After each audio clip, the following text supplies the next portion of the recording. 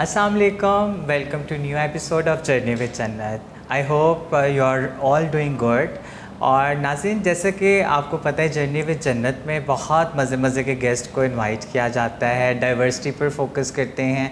तो आपने पहली एपिसोड्स में देखा है कि हमने आपको चाइना से इंट्रोड्यूस करवाया, फिर हमारे पास अमेरिकन परफॉर्मिंग आर्टिस्ट जिलियन थी। तो आई थिंक वो कल्चर डाइवर्सिटी की एक और कड़ी को आगे ले जाते हुए आज की गेस्ट को इनवाइट किया गया है। आज की गेस्ट बहुत ही टैलेंटेड लेडी हैं और शी इज़ अ जापानीज़। तो नाज़रीन, आज हम पाकिस्तान जापान से मिलने जा रहे हैं और बड़ी ही इंटरेस्टिंग बातें होंगी, कल्चरल एक्सचेंज होगा। और आई थिंक जब लर्निंग की बात की जाए तो हमें बहुत इम्पॉर्टेंट फैक्टर जो हमें जिस पे फोकस करना चाहिए वो है हम एक दूसरे को स्पेस दें, एक दूसरे के कल्चर को अंडरस्टैंड करें, एक दूसरे के डायनामिक्स, ट्रेडिशंस, ताकि हम एक अच्छी इंक्लूसिव सोसाइटी के तौर पर आगे बढ़ सकें। तो आइए आज के गेस्ट को इंट्रोड्यूस करवाती हूँ। आज के जो गेस्ट हैं मना तनाका उनका नाम है और 58 कंट्रीज़ में विज़िट कर चुकी हैं और सोशल एक्टिविस्ट हैं और इसके अलावा चेयरपर्सन हैं एक ऑर्गेनाइजेशन की जिनका नाम है मुनाकाता। तो ये ऑर्गेनाइजेशन जो सी है, सबसे खूबसूरत बात इसकी है कि ये उन लोगों पर फोकस करती हैं who are excluded from the society, who are not included into society और मार्जिनलाइज कह लें, वल्नरेबल कम्युनिटीज़ कह लें। तो ये देर नहीं करते, बात करते हैं अपने गेस्ट से। हेलो माना। हेलो जन्नत, pleasure meeting you. खुशामदीद, welcome in our show. Very much, thank you very much. और सबसे मज़े की बात मुझे मना के साथ जब मीटिंग हुई तो ये लगी, तो इन्होंने बताया कि उनको वो हमारी शो की एपिसोड्स बड़े गौर से देखती हैं। हाँ बिल्कुल बहुत कैसा लगता है आपको? बहुत मज़ा आया। मज़ा आता है? हाँ मज़ा आता है। गेस्ट तो इतना अलग अलग होती है ना, डिफरेंट टैलेंट होते हैं, तो इतना डाइवर्सिटी है, तो बहुत डाइवर्सिटी में एक मतलब बहुत खूबसूरती है ना। बहुत। आपको नहीं लगता कि डाइवर्सिटी के बगैर अगर एक ही जैसा कलर हो, अगर एक ही जैसे मतलब क्या कह लें जानवर अगर एक ही नज़र आएँ, एक ही मतलब डिफरेंट एक ही ट्रैक पे चलते जाएं, एक ही कलर के फूल हों, मतलब एक ही खाना डेली खाएं, तो क्या मज़ा आता है। तो इसलिए डाइवर्सिटी बहुत इम्पॉर्टेंट है, उसमें बहुत खूबसूरती है, नेचर, हर चीज़, इंसान और बिहेवियर्स, सब कुछ। लेकिन आपसे जो फर्स्ट सेगमेंट है उसमें बहुत इंटरेस्टिंग बातें होने वाली हैं जिसका नाम है मेरी कहानी मेरी ज़ुबान में।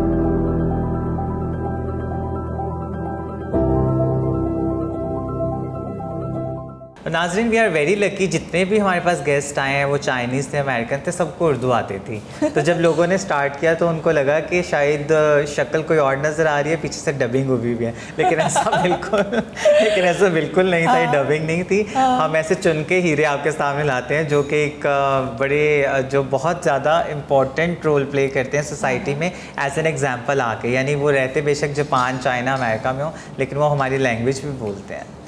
तो I am really happy and I am proud of you कि आपने इतनी जल्दी सीख ली लैंग्वेज। और मना, आप अपनी ज़िंदगी के बारे में बताएंगे, मेरी कहानी मेरी ज़ुबानी में। आप हमें ये बताएं कि आप पाकिस्तान भी रही हैं और जब हम देख रहे थे, रिसर्च कर रहे थे, कंटेंट डेवलप कर रहे थे, तो उसमें आया कि आपने 1 साल से ज़्यादा टाइम गुजारा पाकिस्तान में, और फिर आप जब जापानीज़ आपकी नेशनैलिटी भी है, तो आपने दोनों कंट्री में रहते हुए ज़िंदगी गुजारने में क्या चेंज फील आया आपको?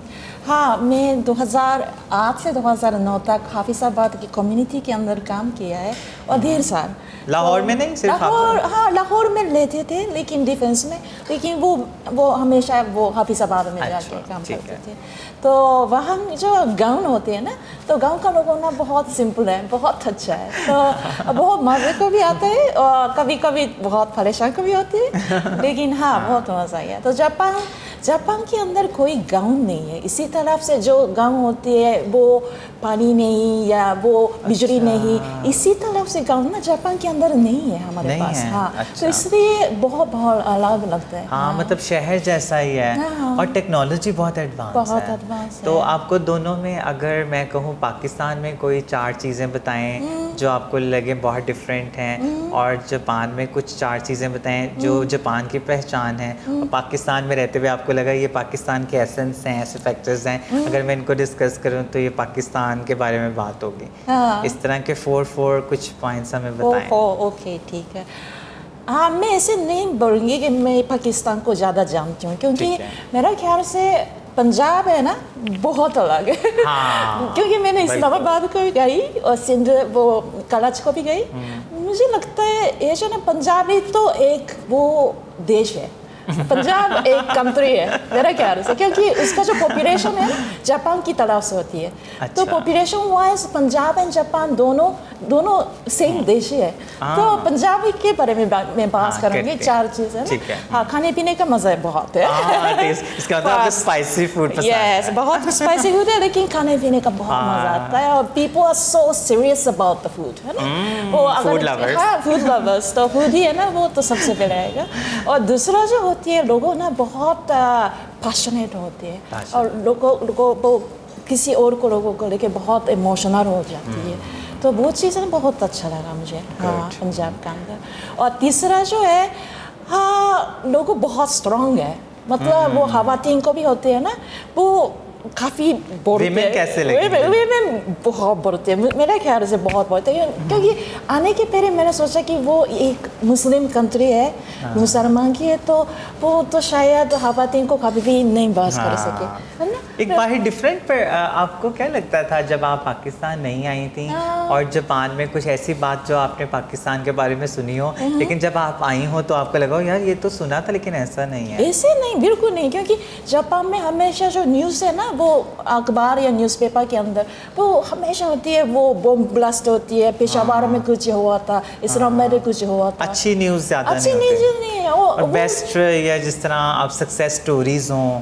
बेस्ट प्रैक्टिसेस हों, वो नहीं दिखाई नहीं है, वो कभी भी लाहौर को ये बहुत न्यूज़ प्रॉब्लम करने है नाज़रीन। हम दुनिया के किसी भी कोने पे जाएं तो जब कुछ मीडिया ने दूसरे तरीके से पोर्ट्रे की होती है पिक्चर ना, तो लेकिन जब लोग आते हैं तो फिर माइंडसेट चेंज होता है ना, वेरी मच। और फिर आपको पता चला कि नहीं यार जो दिखा रहे हैं सब कुछ वैसा बिल्कुल नहीं। बिल्कुल। Thank you for conveying this message, Yes. and you played like a peace ambassador role, especially in my segments. अच्छा, और जापान के बारे में अगर 4 चीज़ें जिसकी वजह से जापान को पहचाना जाता है, एक तो मुझे टेक्नोलॉजी लगती है। हाँ, टेक्नोलॉजी है, एक तो पंक्चुअलिटी बहुत ही है, वो तो हाँ, पंक्चुअलिटी वो तो ना वो हर बार वो ट्रेन सिस्टम होता है हमारे पास, तो ट्रेन तो ना 1 मिनट को भी लेट नहीं होती है। अगर 1-2 मिनट लेट होती है तो हमेशा अनाउंसमेंट होती है, I'm terribly sorry we are getting late for 1 minute। तो 1 मिनट को लेके बहुत इम्पोर्टेंट है, पंक्चुअलिटी बहुत है। और यहाँ 3 घंटे लेट हो जाते हैं, it's not a big deal। It's not a big deal, exactly। I love it। Pakistan के ज़्यादा अच्छा लगा। लेकिन इसको लव नहीं करना चाहिए, 3 घंटे टू मच, लोगों के काम खराब हो जाते हैं। और इसके अलावा 2 और? हाँ, 2 और, अच्छा ठीक है। दूसरा जो है नुकता, तो हमारे पास बहुत सारे एज्ड पॉपुलेशन होती है, जैसे बच्चों को बहुत कम है और बर्थ रेट बहुत ही कम है, तो बर्थ रेट तो अभी बहुत ही कम है, इतना तक होती है हमारे पास, वो डॉग संख्या ज़्यादा होती है बच्चों से। ठीक है। आपका पेट होती है ना घर में, वो इसका जो नंबर है एक्सीड बच्चों की नंबर, तो वो बहुत सोसाइटी बहुत और होती है, तो यहाँ लेकिन आपको लगता नहीं ज़रूरी है आबादी भी बढ़नी चाहिए, पॉपुलेशन? एग्जैक्टली। तो उसके लिए क्या, वो हम भी लेकिन डिस्कस करेंगे। अभी आप चौथा पॉइंट बताएं। हाँ, चलो ठीक है। और एक और लास्ट चीज़ है ना, जापान में हाँ बहुत क्लीन है, बहुत क्लीन है, एवरीथिंग इज वेरी क्लीन। वो कमरा बहुत छोटा है और मेरा रूम बहुत छोटा है, सब कुछ बहुत छोटा छोटा होती है, लेकिन वो हम सफेद बिल्कुल वो सफाई करते हैं, वो क्लीन बहुत करते हैं, स्कूल को लेके बाथरूम को लेके। मुझे बहुत कुछ सीखने को मिला है। एक तो पंक्चुअलिटी ज़रूर होनी चाहिए, एक सफाई। नाज़रीन, ये वही बातें जो हमारा मज़हब हमें सिखाता है और आप देखें कि बाहर प्रैक्टिस भी की जाती हैं। और फिर पंक्चुअलिटी के अलावा आप अगर बात कर रही थी जिस तरह कि आप बहुत ज़्यादा आप खुद को वो एजुकेट कर रहे हैं, ठीक है, मेरे ख्याल से वो कुछ ये भी देखते हैं कि अगर बच्चों को अच्छी तालीम दिलवा सकते हैं, रिसोर्सेज वो उतनी आबादी बढ़ाते हैं शायद कि बच्चों के साथ इनजस्टिस ना हो जाए। तो एक ये भी रीज़न हो सकती है, लेकिन हर किसी की अपनी सोच है, तो हर किसी को स्पेस देनी चाहिए। बस जाने से पहले हमें आप ये बता दें, इस सेगमेंट ख़त्म करने से पहले ये आपको बताना होगा कि आपके कौन से लाइफ में ऐसे ड्रीम्स हैं जो पूरे हो चुके हैं? कोई ऐसा ड्रीम जो आपने पूरा कर दिया हो? पूरा कर दिया, हाँ, वो तो मेरी ड्रीम तो ये था, मैं अंग्रेज़ी सीखना चाहती हूँ, बाहर में जाना चाहती हूँ, काम बाहर में करना चाहती हूँ, तो वो ड्रीम है ना, वो पूरी हो पूरी हो गई पूरी है। हो और कौन सी ऐसी सबसे मज़े की ड्रीम है जो आपको लगता है बहुत अहम है आपका, और फ्यूचर में क्या ऐसा प्लान फ्यूचर है? में, हाँ फ्यूचर में सबसे इम्पोर्टेंट जो प्लान लगता है। शादी। इंटरेस्टिंग नाज़रे। तो अब वक्त हुआ जाता है हमारे नेक्स्ट सेगमेंट का, जिसका नाम है ब्रेक द स्टीरियोटाइप। आपकी कंट्री में रहते हुए आपको क्या लगता है कौन सा ऐसा स्टीरियोटाइप या ऐसी थिंकिंग या सोच है जो आपने 56 कंट्रीज़ में ऑलमोस्ट ट्रैवल किया है, तो आपको लगा कि यार मेरी कंट्री में ये वाला स्टीरियोटाइप ख़त्म होना चाहिए? हाँ, और एक जो चीज़ है, मैं लाहौर में पहुंच गए लास्ट थर्सडे को, तो तब रात को हम खाने पीने के लिए बाहर गए, तो अब याद आ गया कि इतना सारे बच्चों होती है वो आवाज़ करते, हाँ, नॉइज़ शोर करते, मचाते हैं। हाँ बजाते हैं, तो ना बहुत मज़ा आती है। लेकिन मज़ा आता है। जापान की ना कोई भी पब्लिक स्पेस होती है, जब भी रेस्टोरेंट है, बस है, प्लेन है, तो बच्चों को बोलना नहीं, ऐसे स्टीरियोटाइप है, ऐसे कॉन्सेप्ट है कि बच्चों को बोलना नहीं चाहिए। बोलना नहीं चाहिए, क्योंकि वो तो दूसरे पैसेंजर्स को परेशान करती है ना। तो अगर अगर कोई भी रेस्टोरेंट या काफ़ी आपका जापान के अंदर जाएंगे और थोड़ी बच्चों को वो थोड़ी बात करते हैं और क्राई करते हैं, तो ना वो बाकी जो लोगों को ज़रूर बताएंगे, वो आ जाओ ये उसको चुप करो, चुप करवाओ। ओके, तो they ये ना don't want others to make noise, children especially children make noise, so they that's don't prefer. I think I really feel bad and about it. they get angry if हाँ, very angry, very angry. so आप ये stereotype लिखें, फिर अच्छा, आप ठीक है। नाज़रीन देखें, हर कंट्री में स्टीरियोटाइप ब्रेक होना चाहिए, डजेंट मैटर ये पाकिस्तान हो, चाइना हो, जापान हो। तो अब जिस तरह माना ने इतना अच्छा पॉइंट बताया, यहाँ पे तो अगर बच्चे शोर ना करें तो वो कहते हैं कि लगता है आज चुन्नू मुन्नू की तबीयत ठीक नहीं है, आज उसने शोर नहीं किया, आज मतलब मज़ा नहीं आया, आज कुछ गड़बड़ है, दाल में कुछ काला, आज बात ही नहीं कर रहा। तो मतलब ये कैसे हो सकता है कंट्री में बात ही ना करने थे बच्चों को, उनकी आज़ादी है, वो जब नॉइज़ करते हैं एंजॉय, एक अच्छी फीलिंग्स आती है। तो ये आप कैमरा को दिखाएं अच्छा, और इसको ब्रेक कर दें। हाँ, माना चाहती हैं भाई सारे जापानीज़ को मैसेज है, हाँ। प्लीज़ आप बच्चों को स्पेस दें, हाँ। उनको उनके इमोशंस को एक्सप्रेस करने दें। Okay, right. We care about every age group. Yes. That really matters. Thank you so much for bringing very important point. और इसके साथ ही ख़त्म होता है हमारे सेगमेंट ब्रेक द स्टीरियोटाइप। आइए चलते हैं फन टाइम की तरफ। फ़न टाइम में आपके पास ये फ़न बॉक्स पड़ा हुआ है, इसमें से आपने कोई सा कार्ड पिक करना है। अब देखते हैं आपकी कौन सी एक्टिविटी निकलती है, फिर हम उसके मुताबिक अपना ये सेगमेंट करेंगे। Okay. So you can pick.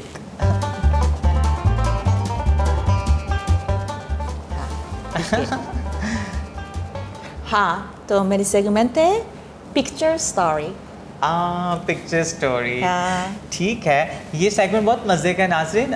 जब हम माना के बारे में थोड़ा सा जान रहे थे, हमारी टीम बैठी हुई थी, तो हमने कुछ जापान के बारे में और कुछ आपकी कुछ स्टोरी में से कुछ चीज़ें पिक की हैं in the form of pictures. हमने पिक्चर्स पिक की हैं, हम आपको पिक्चर दिखाएंगे, फिर आपके व्यूज़ लेंगे और कमेंट लेंगे और देखें, आपकी मेमोरी चेक करेंगे कि आप क्या क्या बताती हैं उसके बारे में। So are you ready? Yes, I'm ready. Okay, so here you go. Okay. Let's start with the first picture. Okay. Happy Valentine. हाँ, ये जो फोटो है, ये वो जापानीज जो एक कल्चर बना चुकी है, वो हमेशा ख़वातीन से वो मर्दों को चॉकलेट देते, वैलेंटाइंस का चॉकलेट देते। हाँ, और ये जो है बॉयफ्रेंड गर्लफ्रेंड ही नहीं है, वो सबके लिए आपका जो फादर्स है, वो ब्रदर्स है या मदर है, नहीं मदर नहीं, boys only for the gents. अच्छा, यस। तो हाँ, ये वैलेंटाइंस का पिक्चर है, और ये जो हमारा जो कस्टम है नाउ द ख़वातीन को वो हर मर्दों के लिए चॉकलेट देते हैं। ख़वातीन को मर्दों के लिए चॉकलेट्स हाँ, देते हैं, ठीक, ओके। और ये बहुत मज़े की पिक्चर है। इसमें बफलो आ गया, हाँ। बफलो, एक गाय नज़र आ रही है। हाँ, गाय बनती है, बास बनती बेस। बफलो है ये। हाँ। ओके, भैंस भैंस है ना, भैंस, हाँ भैंस तो मुझे बहुत मिक्स होती है भैंस तो काय, मुझे बिल्कुल पता नहीं चलता है। भैंस तो हाँ, वो एक चीज़ मेरा याद है, हाफिजाबाद में एक बार वो चोरी हुआ था। क्योंकि भैंस चोरी हो गई, भैंस चोरी हो गई, लेकिन ना वो तो चोरी के बाद मैंने गए उधर और ना बिल्कुल पता नहीं चला, क्योंकि ना वो रास्ता इतना छोटा है और इतना कच्चा है। तो ना मैंने वो सवाल पूछा, भैंस कैसे चोरी होगी यहाँ से? इस रास्ते से कैसे हाँ, इस रास्ते से। तो ना वो लोगों को बताया कि मैडम ना वो टोयोटा करोला आए थे रात को, तो ना टोयोटा करोला के अंदर भैंस लगा के चढ़ गए। तो ना मैंने कहा टोयोटा करोला के अंदर कैसे भैंस आएगा? टोयोटा के अंदर भैंस? हाँ, टोयोटा करोला तो बहुत नहीं, वो तो लोगों वैसे नहीं, मतलब मुख्य जो भी चीज़ चलता है टोयोटा करोला के साथ किसी को भी क्या कुछ भी कर सकते। तो ना बहुत शॉकिंग है, लेकिन इसके साथ साथ थोड़ी सी मजा को भी आ रही है, थोड़ी सी वो खुश को भी आ रही है, क्योंकि टोयोटा तो अपने देश की नंबर 1 कंपनी होती है ना, तो टोयोटा के साथ कुछ भी चलता है तो हाँ वो मजा आ गया। चलो ठीक है। आपको लगता है इतने इविल जीनियस है कैसे फिट कर लेते हैं पाकिस्तानी, है ना? ओह माय गॉड, कसम से मैं तो हैरान हो गई हूँ। भैंस को टोयोटा के अंदर घुसा के गायब कर दिया, वो पतली सी गली में से। ओह माय गॉड, इनको तो कोई गिनीज वर्ल्ड रिकॉर्ड में नाम आना चाहिए। और ये कुछ जापान की ऐसी चीज़ें हैं जो पाकिस्तान में नहीं है। हाँ, पाकिस्तान में नहीं है। इसको देख के क्या आपको मैं क्या बात करूँ, क्योंकि ये जो है टॉयलेट सीट होती है ना, इसके साथ साथ एक वो बिजली का जो कोड होती है, तो ना वो बिजली लगा के वो गर्म हो जाती है, वो हॉट सीटिंग बनाते हैं, क्योंकि हमारा देश में विंटर टाइम बहुत कोल्ड होती है। तो ना वो बाथरूम के अंदर को वो कोई एसी नहीं है और वो गर्म करने के लिए नहीं है, तो हीटिंग सिस्टम है ना बेसिकली। तो वो हर जगह में हमारे पास इसी तरफ से टॉयलेट सीट है, वो विंटर टाइम का है ना, बहुत हॉट है। और विंटर टाइम इससे करंट तो नहीं पड़ जाता कि वॉशरूम में बैठा उस पर करंट कोई सर्किट खराब हो जाए तो वहीं पे फ्रीज हो जाए? ऐसा कुछ हुआ? ऐसा कुछ नहीं, कभी सुनने में नहीं है। अच्छा, हाँ। तो बड़ा चेक एंड बैलेंस है भाई यहाँ पे, तो पता ही नहीं चलता किस टाइम पे बंदे को वो चिपक ही जाए किसी चीज़ के साथ। ओके, अब second last. Okay, white day, yes. So white day तो ये है, वो वैलेंटाइंस के बारे में मैंने बात किया है। वैलेंटाइंस तो 14 को फरवरी, और इससे एक माह लेट होती है 14 का जो मार्च, हम कहते हैं व्हाइट डे। तो व्हाइट डे जो मर्दों को चॉकलेट वो मिल चुके उसको वो वापस करने कोई गिफ्ट का खवातीन के लिए। तो व्हाइट डे का जो दिन है वो तो मर्दों को खवातीन के लिए गिफ्ट देना है। तो ये जो गिफ्ट है ना, चॉकलेट से ज़्यादा महंगा है, चॉकलेट से ज़्यादा एक्सपेंसिव होना चाहिए। ये जो ना मर्दों की प्राइड के लेके they need to show the appreciation. तो इसके बदले में फिर इसका मतलब महंगा देना पड़ता है। हाँ, वो कभी कभी ऐसे होती है, ज्वेलरीज को टाइप होती है ना, तो वो चॉकलेट तो इतना सस्ता। फॉर एग्जाम्पल मैं आपको अगर पाकिस्तानी 100 रुपीज़ देती हूँ, तो बदले में क्या एक्सपेक्ट किया जाएगा? वाइट वो कम से कम वो इयररिंग्स और सम डबल उसके मैनी फोल्ड मोर प्राइस होनी चाहिए। एग्जैक्टली। अच्छा, यानी 5, अगर आपको 100 रुपये की चीज़ दें तो नाज़रीन बदले में आपको 500 या 1000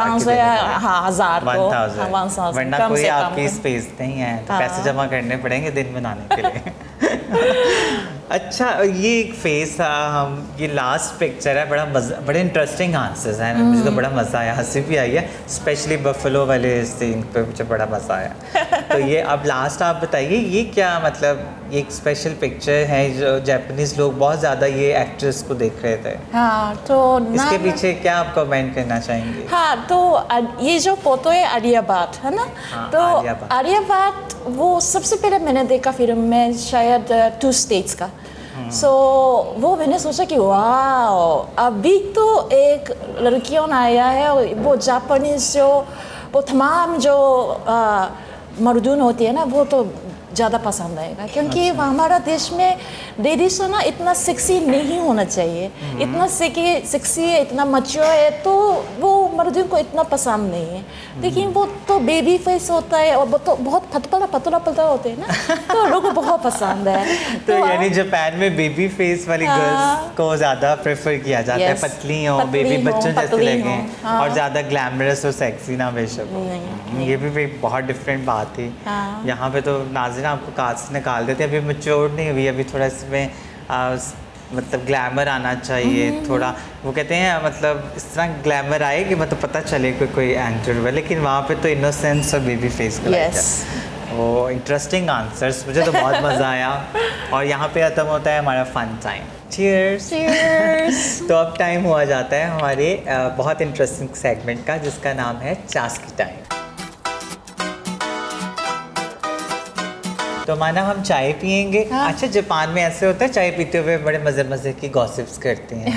ऐसा होता है? ऐसा होता है। हाँ, वो कहते हैं आए उस मोहल्ले की औरत ने क्या किया होगा यार, ऐसे क्यों किया, ऐसे बातें होती हैं। हाँ, बिल्कुल। हाँ, लेकिन साइलेंट वे में होती हैं, एक्सप्रेशंस नहीं ज़्यादा देते, एक्सप्रेशंस नहीं देते, बस राम राम से बात कर लेते हैं। ऐसे बात है। ऐसे बात है। अच्छा, मुझे बताएं पाकिस्तान में अगर आपने अच्छी चीज़ें तो बता दी, लेकिन पाकिस्तान में कोई ऐसी चीज़ बताएं कि कोई ऐसा इंसिडेंट जिस पे गुस्सा बड़ा आया हो। अब 1.5 साल गुजारा तो गुस्सा ना आया हो? गुस्सा तो वो तो रोज होती है ना, क्योंकि पंक्चुअलिटी इतना ज़्यादा इम्पोर्टेंट है जापान के अंदर, है ना, तो एवरीडे तो पंक्चुअलिटी के लेके ना थोड़ी चीज़ होती है,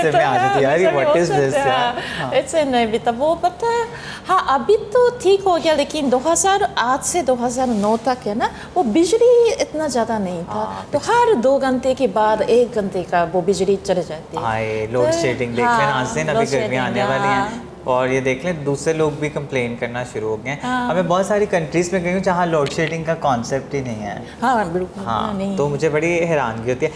अच्छा, अब मुझे ये बताएं कि जिस तरह यहाँ पे औरत मार्च होती है, वहाँ पे भी होती है औरत मार्च? यस। तो वहाँ पे भी इसी तरह के स्लोगन कोई ऐसा हिट हुआ हो जापान में, जिस तरह यहाँ पे हिट हुआ मेरा जिस्म मेरी मर्जी और खाना खुद अपना पकड़ लो? तो यहाँ पे भी, वहाँ पे जापान में कुछ इस तरह के स्लोगन्स हैं जो आपको याद हो? नहीं, ऐसे सॉरी, मुझे याद नहीं है। हाँ। लेकिन इस तरह के होते हैं स्लोगन्स? होती है, लेकिन हाँ, ज़्यादातर तो उसमें आदमी किस तरह से रेजिस्ट करते हैं? जिस तरह यहाँ पे तो बहुत सारे आ जाते हैं गैंग बन के, और सोशल मीडिया पे ट्रोलिंग स्टार्ट हो जाती हैं, मीम्स बनाना शुरू कर देते हैं। वहाँ पे कैसे इसके अगेंस्ट, फेमिनिज्म के अगेंस्ट? एक्चुअली वो आजकल तो बहुत वो कोशिश करते हो, वो मर्दों को भी अंदर आना चाहिए, क्योंकि वो ख़वातीन का जो वो इंटरनेशनल वुमेन्स डे सिर्फ ख़वातीन का देश तो नहीं है, ये ज़्यादातर वो मर्दों के लिए है। उनको सेंसिटाइज करना। हाँ, सेंसिटाइज करना। आप साथ साथ अपनी कॉफ़ी चाय भी पी सकते हैं। ओके। अच्छा नाज़रीन, ये मतलब ये चैलेंजेस सिर्फ पाकिस्तान में नहीं है, पूरी दुनिया में है विमेंस डे को लेकर। अच्छा, मुझे ये बताएं कि कौन सी आपके फेवरेट एक्टर या एक्ट्रेसेस कौन से हैं, अगर हॉलीवुड की बात की जाए? हॉलीवुड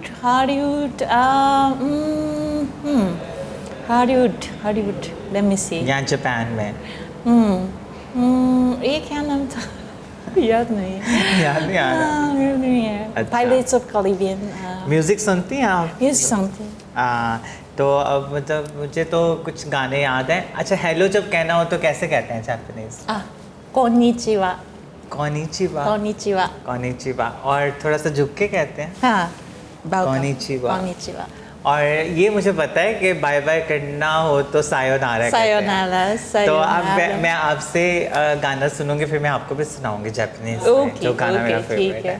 ठीक है, लेकिन मैं चाहती हूँ ये इतने मज़े के प्रॉप्स हैं, हम इसको पकड़ के गाएं। नाज़रीन, ये देखें, जापान से स्पेशल। जापान में क्या कहते हैं इसको? फैन नहीं कहते हैं? अच्छा, इसका स्पेशल कोई नेम नहीं है। अच्छा, इसकी 2 साइड्स हैं, एक सिल्वर एंड गोल्ड। मेरे कपड़ों से तो गोल्डन मैच हो रहा है। ओके, तो आप हमें कोई जापानीज सॉन्ग सुनाएं। आपसे पहले सुनाए सायोनारा, उसके बाद मैं सायोनारा सॉन्ग दोबारा करूंगी। एक गाना मैं बहुत शौक से सुनती थी जापानीज, सायोनारा सायोनारा वादा निभाऊंगी सायोनारा। कल फिर आऊंगी सायोनारा। वो जाने से पहले वादा करती है, एक टोक्यो के नाम से फिल्म है ना, love in Tokyo, love in love in Tokyo. तो वो टोक्यो। बिल्कुल पैन पकड़ के वैसे वैसे करती है, डॉल जैसे। अब आपकी टर्न देखे, मैंने सुना दिया है। अच्छा ठीक है। So さよならは別れの言葉じゃなくて再び会うまでの遠い約束बस। वाह, इसका क्या मतलब है, थोड़ा सा भी बता दो। मतलब वो सायोनारा कहते हो, वो ये जो बाय बाय नहीं है, वो फिर मिलने के लिए एक प्रॉमिस है।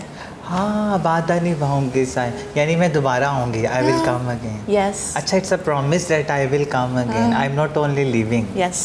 That's beautiful. आज मुझे क्लियर मतलब समझ आया। Very nice. तो नाज़रीन, बहुत मज़ा आया, काफ़ी गॉसिप्स की, दुनिया में क्या गर्मा गर्मी चल रही है, उनके क्या व्यूज़ हैं, और थोड़ी सी म्यूज़िक परफॉर्मिंग आर्ट्स भी हो गया। तो बहुत मज़ा आ रहा है। Thank you so much for fun time and tasky time. और अब चलते हैं अपने लास्ट सेगमेंट की तरफ, जिसका नाम है दिल की बात। तो माना ये लास्ट सेगमेंट है दिल की बात, जो कि स्पॉन्सर किया है हमारे बहुत ही अच्छे, जो one of very nice sponsor, go green welfare society ने, जो कि इको एक्टिविज़म पर बिलीव करते हैं, और सोसाइटीज़ की केयर करते हैं, कम्युनिटीज़ की केयर करते हैं, बच्चे हों, ट्रांस पर्सनस हों, और जितने भी वल्नरेबल कम्युनिटीज़, जिस तरह मार्जिनलाइज्ड विमेन स्पेशली। तो मैं चाहती हूँ कि आप माना, आप जाने से पहले कोई ऐसी दिल की बात जो आपको लगी हो, आपने कभी उस तरह से शेयर नहीं कर पाई, आज हमारे प्लेटफॉर्म जर्नी विद जन्नत में लोगों के दिल तक पहुंचाना चाहती हूँ, उनके दिमाग तक। तो क्या आपके माइंड में ऐसा मैसेज या पैगाम या ऐसी बात है? अच्छा, तो मैं ज़्यादातर मार्जिनलाइज कम्युनिटी के साथ काम करती हूँ, और ट्रांसजेंडर्स के साथ साथ। तो ना, आप अगर मौका मिलेगा तो उस लोगों के साथ काम करना बहुत बहुत इम्पोर्टेंट है, क्योंकि आप समझ आएगा कितना सूरत है, कितना शीलत है। बस वेरी इम्पॉर्टेंट। और आपको क्या, मुझे इतना अच्छा लगा कि आपने मतलब डिफरेंट, सिर्फ ये नहीं कि आपने जापान की ही ट्रांस पर्सन्स के साथ काम किया हो, आपने कितने 50+ कंट्रीज़ आप मिलती होंगी डेफिनेटली। तो आपको ट्रांसजेंडर्स में क्या एक चीज़ जो बहुत अलग और खूबसूरत लगती है? खूबसूरत तो यहाँ तो है ना, वो काफ़ी एडवांस है, क्योंकि जापान तो बहुत पीछे है, और बाकी जो चीज़ होती है, जैसे मैंने अफ्रीका में गए, बहुत सारे अफ्रीकन कंट्रीज जो है वो इलीगल को भी है और क्रिमिनल को भी है। तो ट्रांसफोबिया बहुत ज़्यादा है। हाँ, बहुत ज़्यादा है, लेकिन वो तो क्रिमिनल होती है। तो अभी तो 2018 से यहाँ प्रोटेक्शन लॉ हुआ था, तो पाकिस्तान मेरे ख्याल से बहुत एडवांस है वो, एटलीस्ट प्रोटेक्शन के लिए। जी, protection of trans right act, जो कि बिल्कुल। पाकिस्तान में पास हुआ। And luckily I was one of the steering committee member, one of the key person who presented this bill into senate. Very nice. माना बहुत ज़्यादा इंजॉय किया, आपका जर्नी सुन के बहुत इंटरेस्टिंग था, और स्पेशली जापान के बारे में इतना कुछ जानने को हमारी ऑडियंस को भी पता चला, मुझे भी पता चला, बहुत सारे फैक्ट्स जो पहले नहीं पता थे। लेकिन जाने से पहले हमारे स्पॉन्सर्स का शुक्रिया, जिनकी वजह से आज हम ये शो कर रहे हैं, और इतनी ज़्यादा सपोर्ट, और स्पेशली हमारे जो फैंस हैं उनका। तो ये हमारे वन ऑफ द स्पॉन्सर, जो स्वीट मैग्नोलिया, उन्होंने आपके लिए खूबसूरत सा प्रेजेंट भेजा है। Thank ये you आपके so साथ much. जाएगा। और इसके साथ साथ हमारे स्पॉन्सर का शुक्रिया, दफ्तर खान और Kesariya brand, go green welfare society. Thank you so much. Thank you so much. So मैंने जापान से गिफ्ट लेके आई, तो आपके लिए। That's beautiful and it's very different. इसके क्या लिखा हुआ है और ये क्या है, थोड़ा सा बताइए। हाँ, ये जो है, ये धर्मा है, और धर्मा के अंदर आँख नहीं है दोनों। तो आँख नहीं है। तो आपका जो ना, जो भी विश है, ड्रीम है, तो आपका लेफ्ट आई सबसे पहले लिखना है। और आपने विश या ड्रीम पूरी हो जाती है तो लाइट आँख में देख रहे हैं, तो इसी तरह से फील कर देना, फील करते तो कंप्लीट हो जाएगा। That's beautiful. तो इंशाल्लाह your wish and dream comes true Inshallah. from Japan. Thank you so much and same wishes for you as Thank well. you. और इंशाल्लाह हम मिलेंगे नेक्स्ट एपिसोड में एक नए गेस्ट के साथ, मज़े मज़े की बातों के साथ। अल्लाह हाफिज़, सायोनारा। Sayonara.